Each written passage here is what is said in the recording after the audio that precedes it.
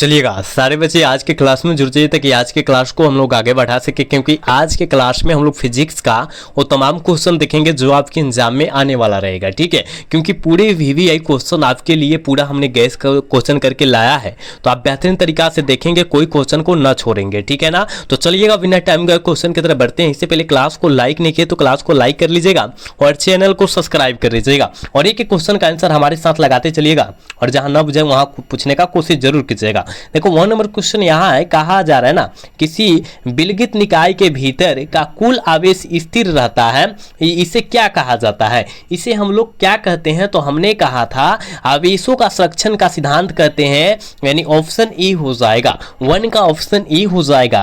याद रखिएगा, एक एक क्वेश्चन को समझिएगा। पूरे गेस क्वेश्चन हम बोल रहे हैं ना, पूरे गेस क्वेश्चन आपके एग्जाम के लिए है, आप बेहतरीन तरीका से देखेंगे तभी समझ में आएगा। देखो 2 नंबर क्वेश्चन में क्या कहा जा रहा है, आवेश का मूल कण है, मूल गुण क्या है? आवेश का मूल गुण जो है क्या होता है? तो हमने कहा था कि आवेश का मूल गुण, आवेश का गुणात्मक होता है, आवेश संरक्षित रहते हैं, आवेश का क्वांटिमीकरण भी होता है, यानी ऑप्शन डी हो जाएगा, ऑल ऑफ डी हो जाएगा, ऑल ऑफ दिस हो जाएगा। ठीक है, यानी ऑप्शन डी करेक्ट हो जाएगा, याद रखिएगा। ठीक है ना सारे बच्चे, अगला क्वेश्चन देखोगे यहाँ 3 नंबर क्वेश्चन में क्या कहा जा रहा है, कहा जा रहा है कूलम के नियम के नियम में नियतांक के निर्भर रहता है। कूलम के नियम में नियतांक के जो होता है वो किस पर निर्भर रहता है, ये आपको बतलाना है। तो माध्यम की प्राकृतिक पर, यानी ऑप्शन करेक्ट ए हो जाएगा, याद रखिएगा 3 का ऑप्शन ए होगा। अगला क्वेश्चन का आंसर फटाफट लगाओगे तुम सब। देखो यहाँ 4 नंबर क्वेश्चन में क्या कहा जा रहा है कि 2 विद्युत आवेश के बीच लगने वाले बल को नियंत्रित करने वाला नियम को क्या कहा जाता है? नियंत्रित करने वाला नियम को हम लोग क्या कहते हैं? जल्दी लगाओगे।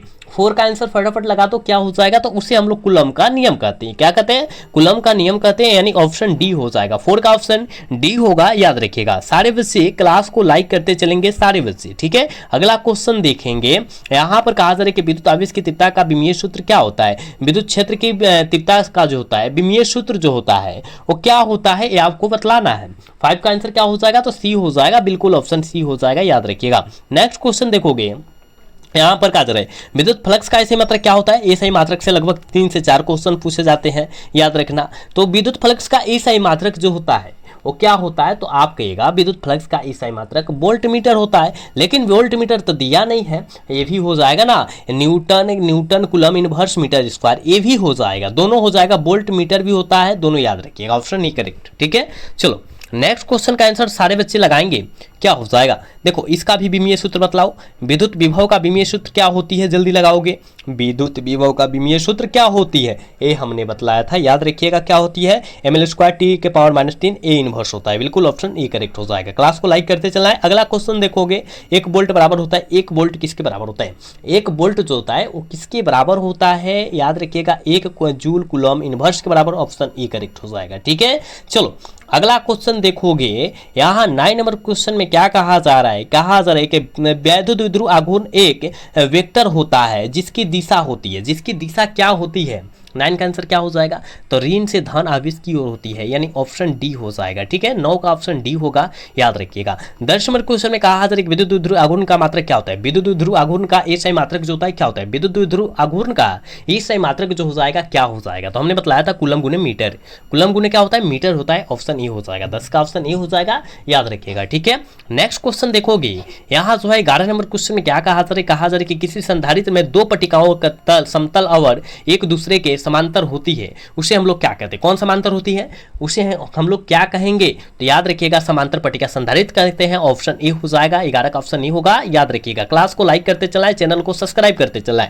यहाँ जो है ना 12 नंबर क्वेश्चन में कहा जा रहा है कि वायु के स्थान पर किसी परावैद्युत पदार्थ को रख देने से संधारित्र की धारिता जो होती है उसमें क्या परिवर्तन आता है? क्या बदलाव आता है? जल्दी लगाओगे। उसमें बदलाव जो आता है वो इंक्रीज हो जाती है, यानी बढ़ जाती है, ऑप्शन ए करेक्ट हो जाएगा। ठीक है ना, 12 का ऑप्शन ए हो जाएगा, याद रखिएगा। यहाँ जो है 30 नंबर क्वेश्चन में कहा जा रहा है ना निर्वात का परावैद्युतांक समर्थ होता है। निर्वात का परावैद्युतांक समर्थ जो होता है वो कितना होता है? जल्दी बतलाओ, क्या हो जाएगा? 13 का ऑप्शन क्या हो जाएगा? तो याद रखिएगा वो जो होता है अनंत होता है, इन्फिनिटिव होता है, ठीक है ना, अनंत होता है जिसे इन्फिनिटिव के नाम से हम लोग जानते हैं। इसका ऐसा ही मात्रक जो होता है वोल्ट मीटर इनवर्स होता है, ये भी आप लोग याद रखिएगा, ठीक है ना। आप लोग साथ साथ सारी चीज याद रखिएगा जितना बतला रहे हैं, ठीक है। इसका अंत लगाओ, यहाँ 14 का आंसर लगाओ। कहा जा रहा है कि विद्युत धारा की प्रबलता का ऐसे मात्रक होता है, विद्युत धारा की प्रबलता का ऐसे मात्रक जो होता है वो क्या होता है? जल्दी लगाओगे आप कहेगा हम जानते हैं एम्पियर, बिल्कुल ऑप्शन ए हो जाएगा। एम्पियर को ए से डिनोट किया जाता है। यहाँ जो है विभव, देखो विभव का ऐसे मात्रक वोल्ट होता है, याद रखिएगा।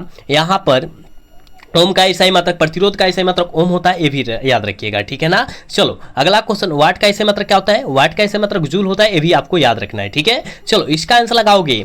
यहाँ जो कहा जा रहा है कि किसी चालक के संवहन वेग VD तथा आरोपित बल, आरोपित विद्युत क्षेत्र E के बीच का संबंध जो होता है वो क्या होता है, ठीक है। तो आप कहेगा VD समानुपाती E के होता है, बिल्कुल ऑप्शन बी हो जाएगा। 15 का ऑप्शन बी होगा, याद रखिएगा। 16 नंबर क्वेश्चन में कहा जा रहा है विभवमापी एक विद्युतीय उपकरण है जिसके द्वारा मापा जाता है, जिसके द्वारा क्या मापा जाता है? जल्दी लगाओगे। 16 का आंसर क्या हो जाएगा? हम जानते हैं उसे हम लोग विद्युत वाहक बल मापा जाता है, बिल्कुल ऑप्शन ए हो जाएगा, ठीक है ना। चलो अगला क्वेश्चन देखोगे, यहाँ ताप बढ़ने का जो है, ताप बढ़ाने पर प्रतिरोध घटता है, ताप बढ़ाने पर प्रतिरोध घटता है, किसके कारण? किसके कारण जो होता है घटता है? तो आप कहेगा हम जानते हैं अर्धचालक के, ऑप्शन ए हो जाएगा ना 17 का। अगला क्वेश्चन 18 नंबर क्वेश्चन में कहा जा रहा है ना, कहा जा रहा है कि कार्बन प्रतिरोध का कलर कोड में काले रंग का मान जो होता है कितना होता है? हमने ट्रिक बतलाया था बीबी रोय, याद रखिएगा, बीबी रोय जीबी वाला बतलाया था ना। यहाँ 0 से शुरू करो, 0 से शुरू करना, ठीक है, 0 से नंबरिंग शुरू करना और जहां तक है नंबर वहां तक लेके चल जाना, ठीक है।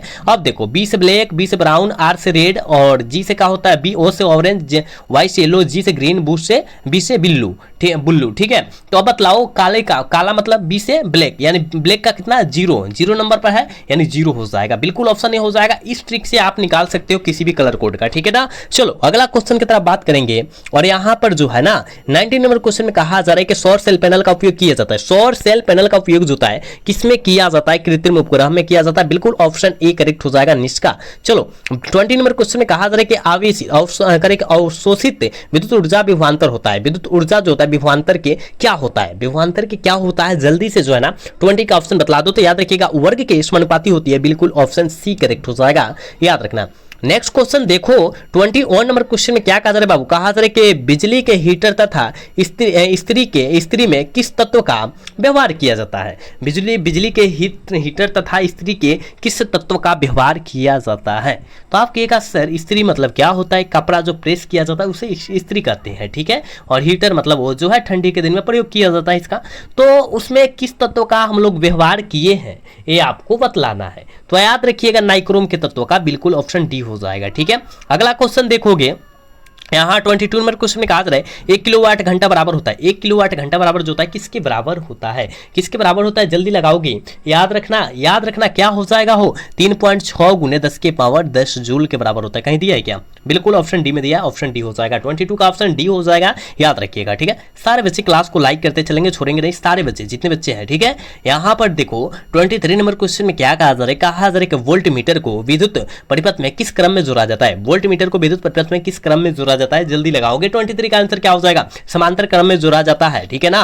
ऑप्शन क्या हो जाएगा? बी करेक्ट हो जाएगा, याद रखना। चलो अगला क्वेश्चन का आंसर फटाफट लगा दो। यहाँ पर 24 नंबर क्वेश्चन में क्या कहा जा रहा है? पृथ्वी के चुंबकीय आघूर्ण है। पृथ्वी के चुंबकीय आघूर्ण जो होता है वो कितने होते हैं? ये भी हमने क्वेश्चन बतलाया था, सारे बच्चे को शायद याद नहीं किया है, ठीक है ना। बाकी याद कर लेना है 8.0 गुने 8 गुने 10 के पावर 22 होता है, ठीक है ना। जूल टेस्ला इनवर्स होता है, बिल्कुल ऑप्शन डी करेक्ट हो जाएगा। चलो नेक्स्ट क्वेश्चन का आंसर फटाफट लगाना तुम सब, ये बहुत इंपॉर्टेंट क्वेश्चन है। कहा जा रहा है कि एक समान चुंबकीय क्षेत्र में एक आवेशित कण के पथ की त्रिज्या सीधे समानुपाती होती है। किसके समानुपाती होती है? और ये भी हमने बतलाया था, ये जो होती है संवेग के समानुपाती होती है, बिल्कुल ऑप्शन बी करेक्ट हो जाएगा। अगला क्वेश्चन देखोगे 26 नंबर यानी 26 नंबर क्वेश्चन में कहा जा रहा है चुंबकशीलता को निरूपित किया जाता है। चुंबकशीलता को जो होता है किनके द्वारा निरूपित किया जाता है? आप कहेगा सर हम जानते हैं म्यू के द्वारा किया जाता है, यानी ऑप्शन क्या हो जाएगा? बी करेक्ट हो जाएगा। म्यू है ना, याद रखिए, सॉरी म्यू बोल बोल रहा है यूनियन, यूनियन इसे बोलते हैं, इसे यूनियन बोला जाता है, यूनियन के द्वारा व्यक्त किया जाता है। बिल्कुल ऑप्शन क्या हो जाएगा, हो ऑप्शन बी हो जाएगा, ठीक है ना। चलो अगला क्वेश्चन देखोगे, अनुचुंबकीय पदार्थ है बाबू, अनुचुंबकीय पदार्थ कौन होता है, और हमने ये भी बतलाया था कि अनुचुंबकीय पदार्थ जो होता है प्लेटिनियम होता है। याद रखिएगा ऑप्शन ए करेक्ट होगा, 27 का ऑप्शन ए हो जाएगा, ठीक है। पूरे इंपॉर्टेंट है आपके एग्जाम के लिए, आप बेहतरीन तरीका से देख सकते हैं सारे क्वेश्चन को। चलो इसका आंसर लगाओ, लोहे की परमाणु संख्या है, लोहे की परमाणु संख्या कितनी होती है, सॉरी लोहा जो है क्या है, लोहा कोबाल्ट ये सब जो होता है ना लोह चुंबकीय पदार्थ का उदाहरण होता है। बिल्कुल ऑप्शन क्या होगा, सी हो जाएगा। लोहा कोबाल्ट निकेल ये सब जो होता है लोह चुंबकीय पदार्थ का उदाहरण होता है, ये आपको साथ में याद रखना है, ठीक है। अगला क्वेश्चन, एक लोह चुंबकीय पदार्थ की चुंबकशीलता म्यू बराबर होती है, एक लोह चुंबकीय पदार्थ की चुंबकशीलता म्यू बराबर जो होती है वो कितनी होती है, हमने बतलाया था म्यू का मान बड़ा होगा 1 से, म्यू का मान बड़ा होगा 1 से, यानी ऑप्शन ये होगा 29 का ऑप्शन ये हो जाएगा, आप सब याद रखिएगा। नेक्स्ट क्वेश्चन देखोगे, यहाँ पर क्या कहा जा रहा है, कहा जा रहा है कि विद्युत चुंबकीय तरंगे की प्रकृति होती है, विद्युत चुंबकीय तरंगों की प्रकृति जो होती है वो क्या होती है, बहुत इंपॉर्टेंट है, आपको याद रखना है। ये जो होती है बाबू अनुप्रस्थ होती है, बिल्कुल ऑप्शन ए होगा। अगला क्वेश्चन देखोगे, यहाँ जो है 31 नंबर क्वेश्चन में कहा जा रहा है कि गोलीय दर्पण की फोकस दूरी उसकी वक्रता त्रिज्या क्या होती है, गोलीय दर्पण की फोकस दूरी उसकी वक्रता त्रिज्या की जो होती है वो क्या होती है, तो आप कहेगा आधी होती है, बिल्कुल ऑप्शन बी हो जाएगा। नेक्स्ट क्वेश्चन देखोगे, यहाँ 32 नंबर क्वेश्चन में क्या कहा जा रहा है, कहा जा रहा है ना पानी का क्रांतिक कोण होता है, ये तो बहुत इंपॉर्टेंट है, याद रखिएगा। पानी का पूछा गया है, तो पानी का हमने बतलाया था 48.85 यही ना, और हमने हीरा का भी बतलाया था, ये शायद तुम सब याद नहीं किया है, 41.14 डिग्री होता है ना, यानी इसका ऑप्शन करेक्ट ए हो जाएगा। हीरा का पूछेगा तो ऑप्शन बी मारना, ठीक है। चलो किस रंग का तरंगदैर्घ्य सबसे कम होता है, देखो किस रंग का तरंगदैर्घ्य सबसे कम होता है, ये बतलाए थे ना कि याद रखिएगा किस रंग का तरंगदैर्घ्य, बैगनी का तरंगदैर्घ्य सबसे कम होता है और लाल का सबसे अधिक होता है। विचलन कहेगा, विचलन सबसे कम लाल का और सबसे अधिक बैगनी का, ये दोनों उल्टा होता है, याद रखना। प्रकाश वर्ष का मान बराबर होता है, प्रकाश वर्ष का मान बराबर होता है किसके बराबर होता है, ये आपको बतलाना है, जल्दी लगाओगे तो आप कहिएगा 9.946 गुने 10 के पावर 15 मीटर के बराबर होता है, यानी ऑप्शन ए में दिया है, ऑप्शन ए करेक्ट हो जाएगा। चलो नेक्स्ट क्वेश्चन का आंसर लगाओगे, और आज के क्लास के लास्ट क्वेश्चन है, कहा जा रहा है कि जब प्रकाश कांच में प्रवेश करती है तो इसका तरंगदैर्घ्य क्या होती है, जब कांच जो है प्रकाश जो है कांच में प्रवेश करेगी तो इसका तरंगदैर्घ्य हो जाएगा, घटेगा हो भाई, डिस इंक्रीज होगा, ऑप्शन ए हो जाएगा, ठीक है। तो आज के क्लास में हमने 35 क्वेश्चन देखा, और 35 क्वेश्चन आपके एग्जाम के लिए बहुत इंपॉर्टेंट क्वेश्चन है, ठीक है, बहुत, यानी 35 क्वेश्चन ही कराए हैं, लेकिन आपके एग्जाम के लिए बहुत खतरनाक क्वेश्चन कराया गया। तो आप बेहतरीन तरीका से 35 क्वेश्चन को देख लीजिए, क्योंकि पूरा मिनिमम समय में 35 क्वेश्चन को देख लिया गया, समाप्त करा दिया गया है, ठीक है। तो आपको अच्छे तरीका से देख लेना है, कोई क्वेश्चन को न छोड़ना है, ठीक है। और कमेंट करके जरूर बतलाना है कि आज का क्लास कैसा लगा, ठीक है। सारे बच्चे को बतलाना है, जितने बच्चे जुड़े थे नए पुराने सारे बच्चे से पूछा जा रहा है कि आज का क्लास कैसा लगा, कमेंट में अपना राय जरूर दीजिएगा, ठीक है ना। और जितने बच्चे सोशल मीडिया लिंक से नहीं जुड़े हैं, जुड़ना चाहते हैं, तो बायो में लिंक है, जाकर वहां से आप लोग जुड़ जाइएगा सारे बच्चे, ठीक है। जितने बच्चे हैं सारे बच्चे जाकर जुड़ जाइएगा। तो आज का क्लास कैसा लगा कमेंट में अपना राय जरूर दें, और क्लास को लाइक नहीं किया तो लाइक कर देना, चैनल को सब्सक्राइब भी कर लेना। जय